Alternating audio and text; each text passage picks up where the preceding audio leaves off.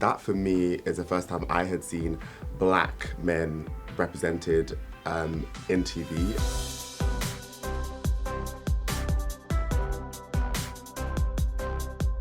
Queer as Folk was the first one. That's the first show I remember watching and actually getting an insight into gay life outside of just what I was hoping it would, or what I was imagining it could be like. And I remember just kind of like being at home, just kind of like getting on my laptop and trying to like find episodes of it, and just watching it and just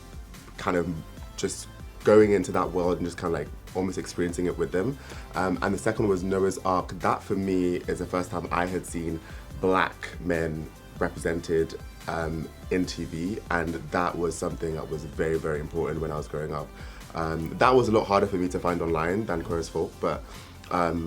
watching that for me was actually very, very, very, I'm glad I was able to see that when I was younger,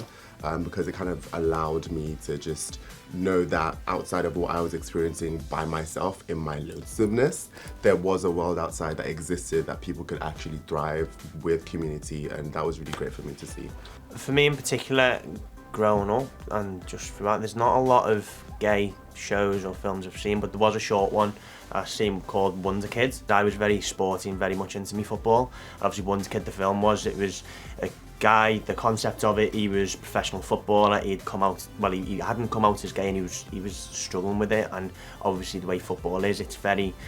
macho, it's very, you know, manly sport, and he got into the national team and played for England, but then he was in London and basically was on grinding and apps like that, and he just completely like lost it, and it was how he was dealing with it. And it resonated with me, one, the sports side, because I kind of knew how that felt. It's a case of with being in that environment where lads are talking about girls and who they're, you know, what they're doing the weekend with them, this, that, the other, and you're just sitting there not getting involved in the conversation because, or you'll pretend to get involved in the conversation and say you've got a girlfriend or you've been doing this and you've been doing that, when really you haven't, and there's a disconnect within like the changing room, and that was hard. That's hard for me, and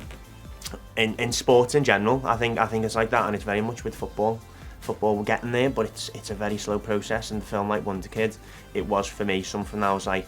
that's where I am right now with my life, and yeah, that was kind of my one.